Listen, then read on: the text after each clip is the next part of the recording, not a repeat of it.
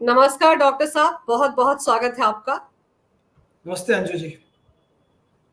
Doctor साहब, अभी तक तो मैं जब तक आपसे बात करती थी तो आप अरविंद केजरीवाल के पुराने कलीग, पुराने दोस्त के नाते बात करती थी, लेकिन अब तो आप नई दिल्ली विधानसभा क्षेत्र से अरविंद केजरीवाल को कड़ी चुनौती देने के लिए तैयारी कर चुके हैं, वहां से ताल ठोकने जा रहे हैं। तो अरविंद केजरीवाल की राहें इस विधानसभा चुनाव में कितनी मुश्किल होने जा रही हैं? 2025 विधानसभा चुनावों के लिए भारतीय लिबरल पार्टी की तरफ से मेरा नाम प्रपोज किया गया है नई दिल्ली विधानसभा से। एंड हम लोगों ने घोषणा की है कि भ्रष्टाचारियों को सीधी ललकार, भ्रष्टाचारियों को सीधी ललकार, दिल्ली बदल के रहेंगे दिल्ली सरकार। एंड जहां से लड़ेंगे फर्जीवाल, जहां से चुनाव लड़ेंगे फर्जीवाल, डॉक्टर मुनीश वहीं से ठोकेंगे ताल। साथ ही साथ मैं ये कहना चाहता हूं कि मेरा इस चुनाव में खड़े होना का मतलब एक सब उन लोगों का एक सिंबॉलिक वॉइस है, वो सब लोगों की कलेक्टिव कॉन्सेंस है जो 2010 में 2011 में अन्ना आंदोलन के माध्यम से एंटी करप्शन जन लोकपाल बिल के लिए आए थे। और साथ ही साथ पहले 2-3 सालों में जिन ठीक लोगों ने पार्टी आम आदमी पार्टी को ज्वाइन करके उसके माध्यम से व्यवस्था परिवर्तन बदलने का जो सपना देखा था, ये सब उनकी आवाज है। और मुझे पूरी खुशी है इस बात की कि मुझे ये एक मौका बन पड़ा कि मैं अरविंद केजरीवाल के भ्रष्टाचार को सीधा ललकार सकूं।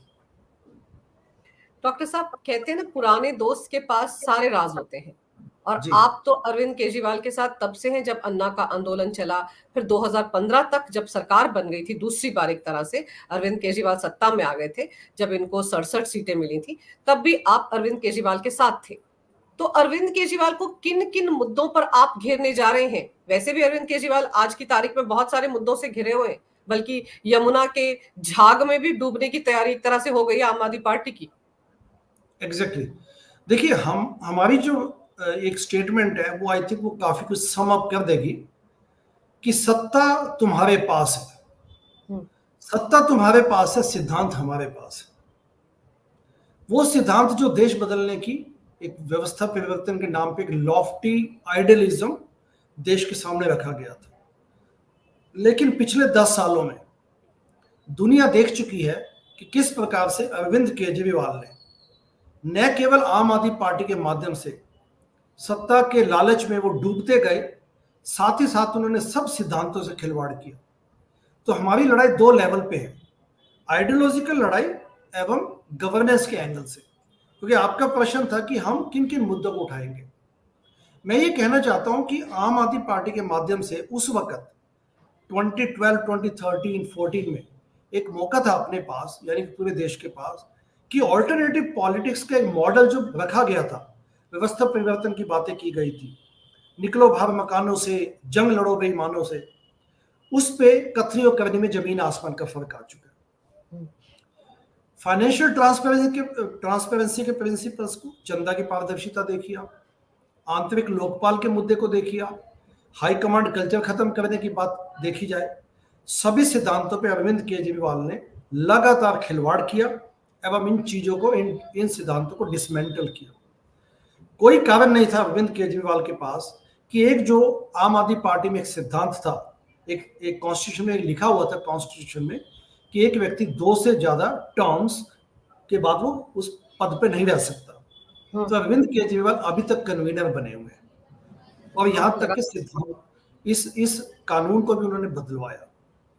कापासेड़ा की मीटिंग में जब आपने डिसिडेंट्स को या कुछ लोगों को हटाया, तो क्या ऐसी मजबूरी थी आपकी? कोई मजबूरी नहीं थी मेरे ख्याल से, मेरे हिसाब से, कि आपको बाउंसर्स बुला के आप वायलेंस शो कीजिए।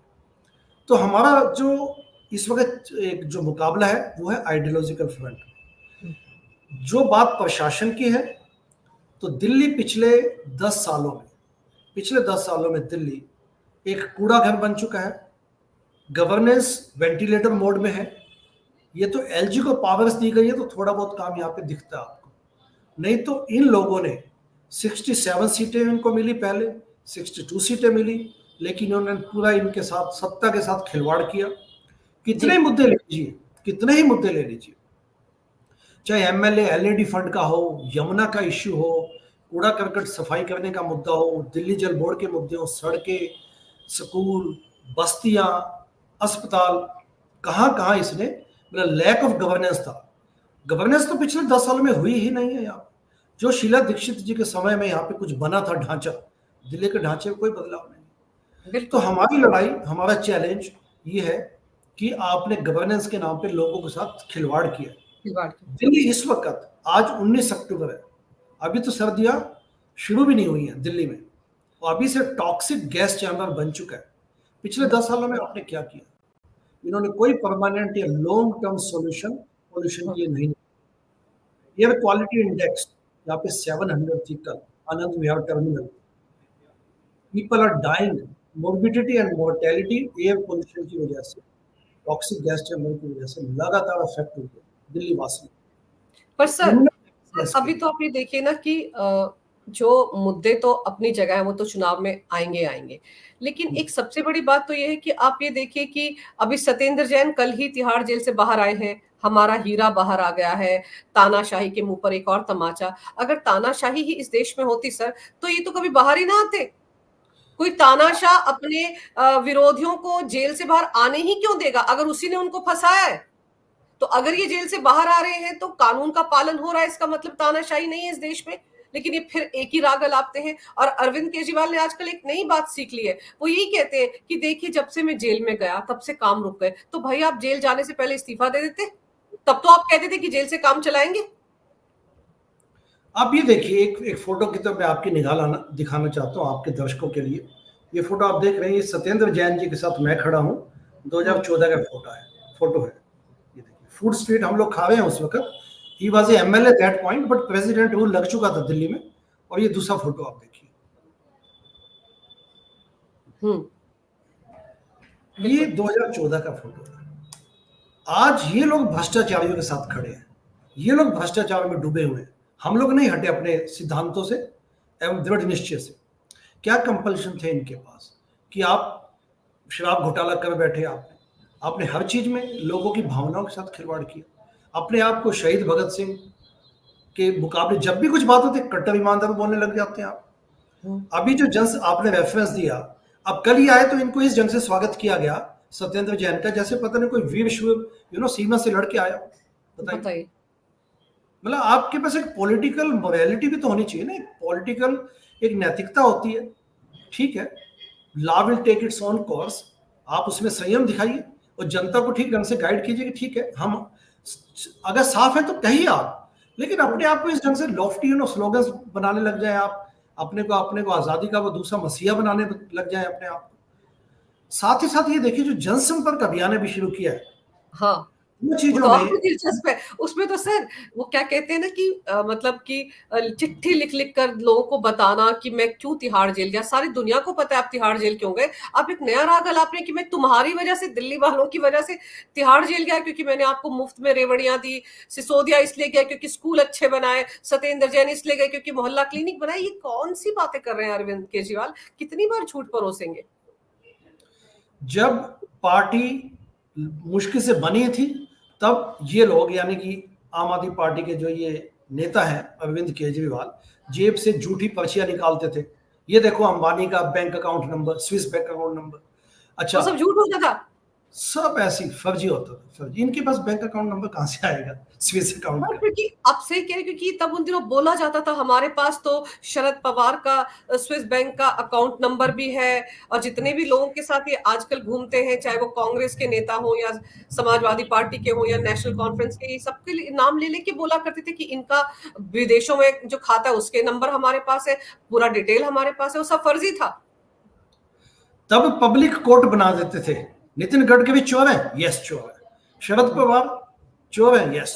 लालू, मतलब जिनका नाम लेने का मन करता था उसका नाम ले लेते थे। उस बात को 12 साल हो चुके हैं। अब जब अपने पे आई तो फेक सर्वे करवाना, अपने पे आई तो ये जनसंपर्क में ये बोला गया कि मैं भ्रष्टाचारी नहीं हूं, बोलते हैं उस पत्रक में लिखा हुआ है। मुझे तो सेंट्रल गवर्नमेंट ने जेल में डाल दिया ताकि मैं दिल्ली के काम मत कर सकूं। आप कॉन्स्टिट्यूशनली इलेक्टेड जनता के प्रतिनिधि हैं, सुप्रीम कोर्ट ने आपको बेल पे भेजा है, कंडीशंस ऐसी लगाई कि आप मुख्यमंत्री बने रह ही नहीं सकते थे, तो उस मर्यादा को आप निभाइए। सब जुडिस केस में इस किस्म के स्टेटमेंट्स देना गलत बात है। सुप्रीम कोर्ट को इसका संज्ञान लेना चाहिए और वापस इनको जेल में बुलाना चाहिए। इनको तो क्रिमिनल नेग्लिजेंस के लिए बुक किया जाना चाहिए। जो बात हो रही थी टॉक्सिक एयर पोल्यूशन की दिल्ली में, he should be charge for criminal negligence. Delhi में हम लोग यहाँ पे बैठे हैं इस वक्त, सबके फेफड़े काले हो चुके हैं लिटरली स्पीकिंग, तो इसके लिए जिम्मेदार कौन? सर ये जिम्मेदारी तो इनकी बनती है, लेकिन आप एक स्टेटमेंट देखिए, वो गोपाल राय ने क्या स्टेटमेंट दिया है कि यूपी वाले गंदा पानी यमुना में डाल रहे हैं। सर यमुना क्या उल्टी बह रही है? यही स्टेटमेंट आतिशी मारलेना ने दिया था 1.5 साल पहले कि गंदा पानी आ रहा है उत्तर प्रदेश से। सर उत्तराखंड से आती है, पानीपत से होते हुए दिल्ली में एंटर करती है, फिर जाती है उत्तर प्रदेश में प्रयागराज। ये क्या कहना चाह रहे हैं कि साजिश के तहत इसको उल्टा बहाया जा रहा है? कैसी बातें करते हैं सर? दूसरे लोगों पे इल्जाम लगाना, आप चाहे पराली का इशू देख लीजिए, जब पोल्यूशन बढ़ता है दिल्ली में तो पराली के नाम पे पहले ये पंजाब गवर्नमेंट को घेरने लग जाते थे। अब 2 साल से पराली का इशू पे चुप बैठ गए, जैसे सन्नाटा हो जाता है ना, क्योंकि पंजाब में आम आदमी पार्टी की गवर्नमेंट है भगवंत मान की, तो बाकी स्टेट्स के साथ मिल के समस्याओं का समाधान करने की बजाय ये लोग ब्लेम गेम में चले जाते हैं। Same applies to Yamuna also. इनके पास पिछले 10 सालों में काफ़ी समय था। यमुना के बारे में आपको ध्यान होगा, ये मीडिया में अच्छी तरह ये बात इस्टेब्लिश्ड हो चुकी है कि 2015 में सत्ता में आए थे ये लोग 70 सीटों में से 67 के साथ। तो जब छठ पूजा का समय आया अक्टूबर नवंबर में, तो अरविंद केजरीवाल की स्पीच है, यमुना घाट की जो पूजा हुई थी उसमें इन्होंने बोला था कि मैं आपको कसम दिलवाता हूँ, मैं कसम लेता हूँ कि 1 साल में यमुना नदी ऐसी बना दूंगा कि अगले साल दिल्ली का एक कॉमन मैन भी बड़ी प्राउड के साथ, बड़े प्राइड के साथ इसमें डुबकी लगा सके। सर लंदन की टेम्स नदी बना दूंगा। एग्जैक्टली। और 2024 हो चुका है, छठ पूजा फिर से आने वाली है अगले 2 हफ्ते में, तो आप ये देखिए कि इन्होंने किया क्या। तो कुल मिला के यदि यमुना पे इन्वेस्टमेंट भी अगर इनवाइट करते प्राइवेट पब्लिक पार्टनरशिप के माध्यम से, तो जैसे साबरमती नदी के साथ हुआ, टेम्स रिवर का एग्जांपल देख लीजिए, 60-70 ईयर्स बैक टेम्स रिवर भी बड़े गंदी हालत में थी, तो वहाँ के पॉलिटिकल इस्टेब्लिशमेंट ने उसका ध्यान दिया, उसमें साबरमती में करके दिखाया गया। अब दिल्ली को आप करके दिखाते पिछले 10 सालों में, न केवल इन्वेस्टमेंट दिल्ली में आती, जॉब्स क्रिएट होती, सौंदर्य पर्यटन स्थल बनते, एवं उस बहाने कॉमर्स दिल्ली का बढ़ता, दिल्ली की आय बढ़ती।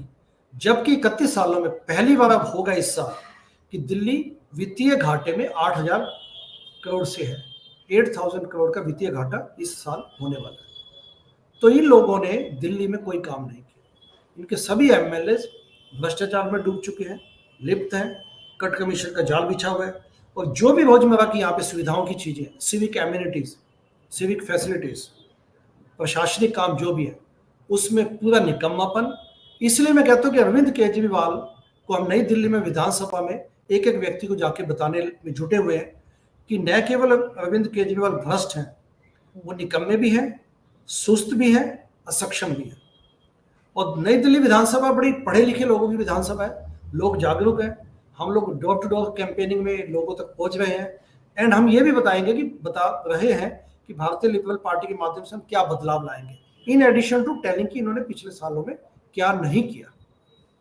सर जब आम आदमी पार्टी बनी थी, आप उसके हिस्से थे, जो फंडिंग आएगी या लोग जो पैसा देंगे, चंदा देंगे, उसको लेकर ट्रांसपेरेंसी होगी, लेकिन इतने सारे घोटाले क्यों कर दिए गए? क्या ये लोग भी सत्ता में जैसे ही बैठे वैसे इनका दिमाग खराब हो गया? क्योंकि एक स्टेटमेंट केजरीवाल का आजकल बहुत ज्यादा वायरल है, जिसमें वो अन्ना हजारे मंच पर बैठे और कह रहे हैं कि सत्ता जब आती है तो लोगों के दिमाग खराब हो जाते हैं। तो ऐसा लगता है अरविंद केजरीवाल के साथ भी कुछ ऐसा हो गया है कि सत्ता आते ही उन्होंने सबसे पहले उन लोगों से किनारा किया जो आप जैसे थे, जो सच में चाहते थे कि बदलाव आए। तो आप जैसे नेताओं से पहले, आप जैसे कार्यकर्ताओं से किनारा किया, बहुत से पार्टी के नेताओं को धक्के मारकर मार्शल्स की मदद से बाहर कर दिया।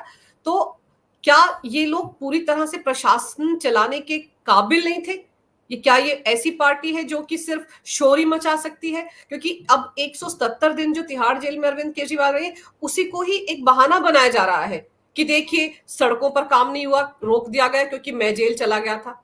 तो भाई जेल आप क्यों गए थे? आप जेल जाने से पहले इस्तीफा देके जाते ना, तो काम नहीं रुकने चाहिए थे। ये 9.5 साल वर्सेस वो 177 दिन दिख रहा है आज की तारीख में। देखिए, आम आदमी पार्टी के फिनोमिनन को समझना हो तो मैं अकेला व्यक्ति नहीं हूं जिसके माध्यम से समझा जा सकता है। मयंक गांधी की पुस्तक है, उसको भी आपके दर्शकों को मैं रेकमेंड करूंगा। उनकी पुस्तक है down with AAP, down with AAP. Hindi में भी इसका संस्करण है, क्योंकि मयंक गांधी जो मुंबई बेस्ड है वो भी काफी अंदर तक वो आम आदमी पार्टी से जुड़े हुए थे, नेशनल एग्जीक्यूटिव मेंबर थे, प्लस अन्ना आंदोलन के सिपाही थे। काफी लोगों ने आम आदमी पार्टी के माध्यम से एक देश बदलाव की मुहिम के तहत वो आए थे, उनके सपने थे। वो अरविंद केजरीवाल के लिए नहीं आए थे, वो एक सोच के लिए आए थे कि जब जन लोकपाल बिल, जब कांग्रेस रेजिम में स्कैम आफ्टर स्कैम होने लगे, तो उस वक्त फिर कॉमनवेल्थ गेम ट्रिगर पॉइंट था कि जिसके बाद लगा कि हाँ, कि मतलब इतना भ्रष्टाचार बढ़ चुका है दिल्ली में और देश में कि आप ये देखिए कि इवन जो पेवमेंट की जो टाइल्सें होती है, कॉमनवेल्थ गेम से पहले जो पेवमेंट बनाए गए, बने बनाए पेवमेंट्स साइड जो जिन पे लोग चलते हैं पेडेस्ट्रियंस, उनको उखाड़ा गया ताकि पैसा लगाया जा सके नई पेमेंट्स बनाने में। इस लेवल तक टॉयलेट शीट जो नैपकिन आता है, जो टिश्यू पेपर आता है, वो भी बताइए 500 रुपए का एक टिश्यू पेपर का रोल होता था। तो शीला दीक्षित के समय में इतना वहां पे मतलब खौफनाक भ्रष्टाचार हो चुका था कि लोगों को लगा this is the tipping point. उसके बाद अन्ना आंदोलन शुरू हुआ और उसके बाद आम आदमी पार्टी बनी, अगले 1 साल बाद घोषणा हुई, तो लोगों को लगा चलो ठीक है, इस माध्यम से शायद गैल्वेनाइज हो और देश में बदलाव आए। लेकिन ये बात जब पीछे मुड़ के देखते हैं, और ट्रांसपेरेंसी, पारदर्शिता आपके दर्शक अवश्य देखें, उसमें आम आदमी पार्टी एवं अन्ना आंदोलन की अनकही कहानियां हैं, तो समझ आएगा कि एक बहुत बड़ा एक खेल खेला गया देश के साथ, और इसके लिए मेनली जिम्मेदार है अरविंद केजरीवाल। न तो उनके पास वो सोच थी, न उनका चिंतन था, लेकिन क्योंकि एक सैलाब की तरह, एक आंधी की तरह एक आया आंदोलन, और उसके माध्यम से वो नायक बन बैठे, कोट अनकोट। नायक तो थे नहीं, वो एक ऐसे नायक की भूमिका में आप बन पड़े हो जिसमें लोगों को लगा कि शायद देश में बदलाव है।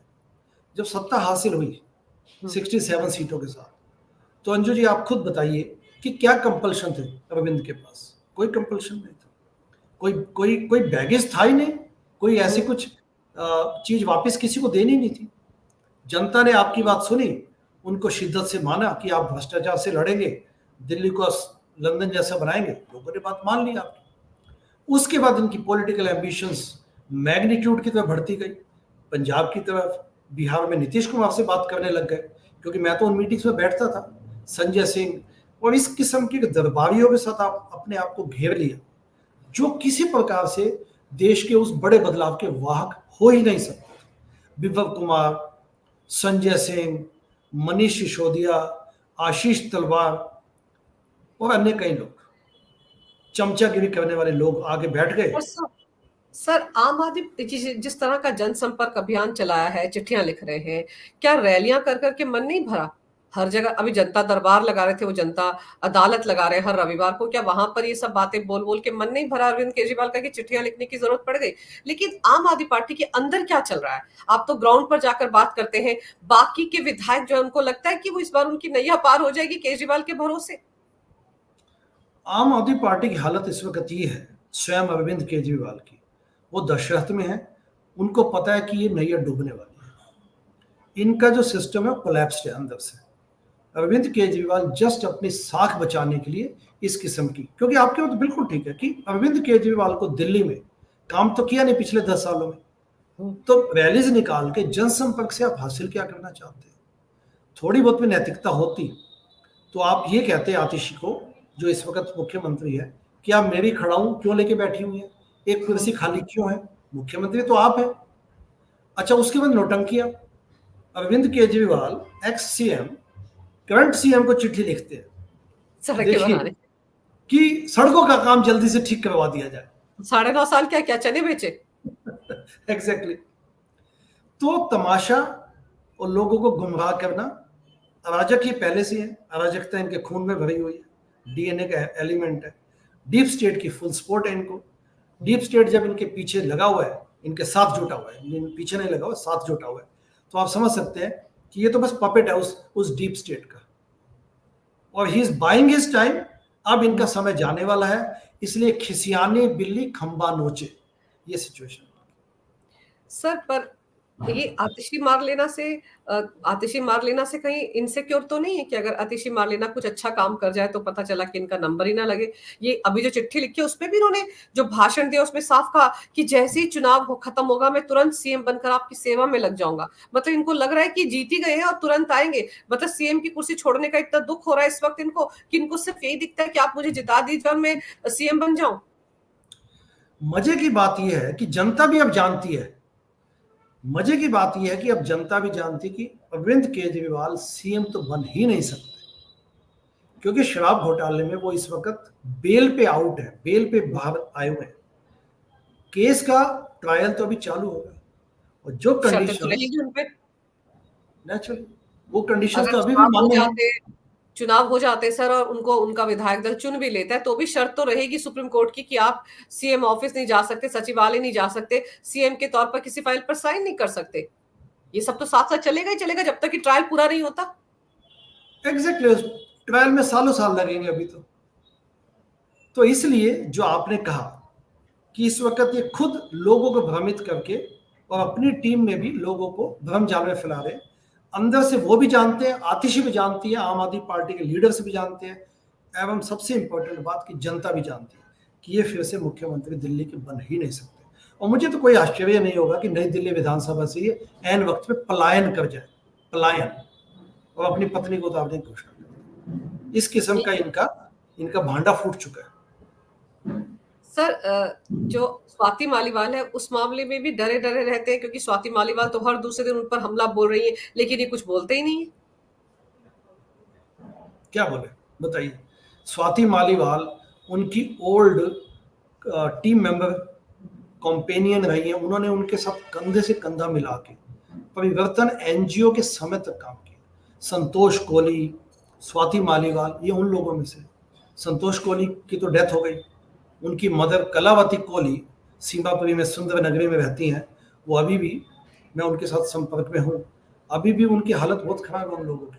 As a family they are struggling, लेकिन इस व्यक्ति ने कभी उनकी हेल्प नहीं की। तो आप क्या एक्सपेक्ट करते हैं कि स्वाति मालीवाल को कोई अलग ढंग से ये पेश आएंगे? स्वाति मालीवाल के साथ अपने व्यक्ति से, विभव कुमार से, जो गुंडागर्दी करने में माहिर है, उनसे उन्होंने उनके साथ अभद्रता की, वायलेंस, एक्चुअल वायलेंस की।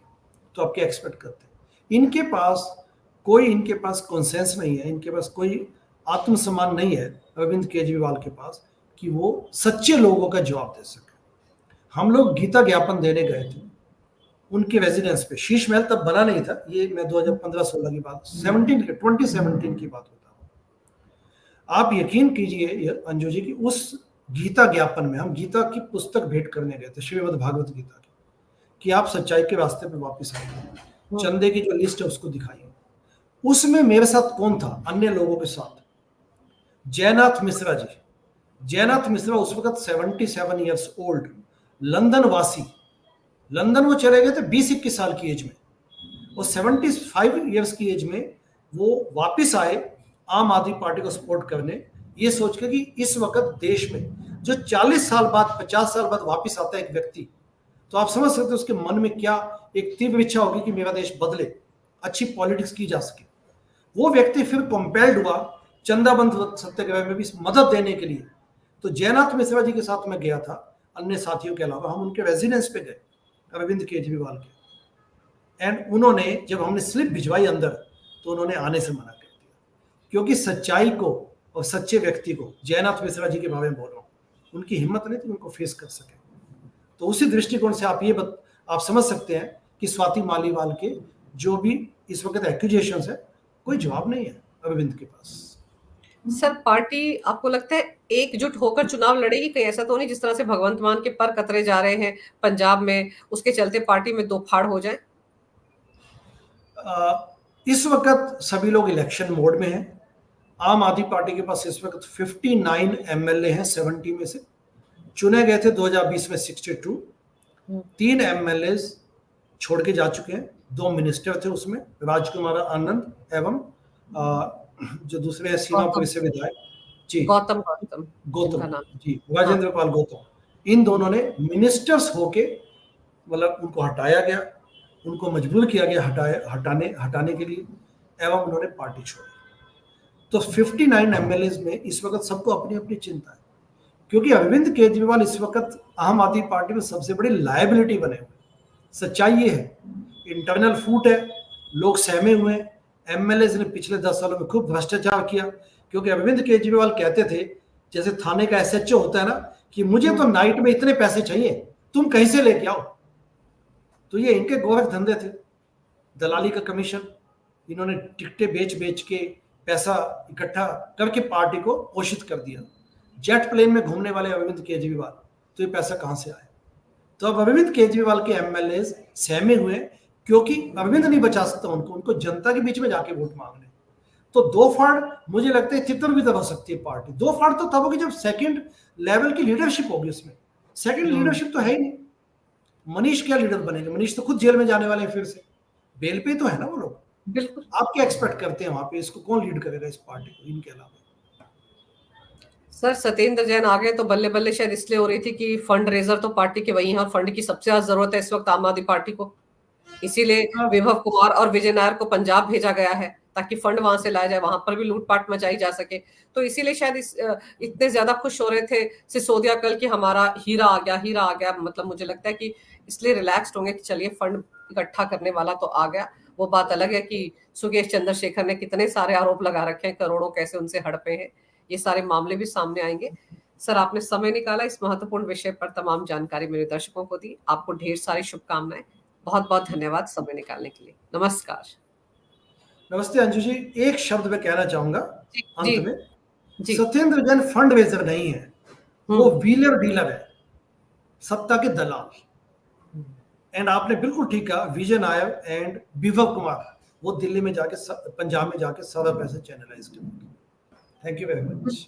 बिल्कुल सही कह रहे हैं आप सर, क्योंकि देखिए सत्येंद्र जैन के बारे में हम जो जानते हैं, क्योंकि आप तिहाड़ जेल के अंदर वसूली रैकेट चलाया करते थे जब वो जेल मंत्री थे। ये आरोप तो सुकेश चंद्रशेखर ने ही लगाए हैं, और इन आरोपों के चलते भी तिहाड़ जेल के कितने सारे अधिकारी जो गेड़े में आए हैं, गृह मंत्रालय की जांच पड़ताल चल रही है। तो उसकी आंच भी तो जब सत्येंद्र जैन के आसपास आएगी तो केजरीवाल तक भी तो पहुंचेगी। ये इतना बड़ा रैकेट जो है वसूली का अगर जेल के अंदर चलता है सर, तो क्या मुख्यमंत्री को नहीं पता होगा, जो सत्येंद्र जैन के बहुत करीबी माने जाते हैं?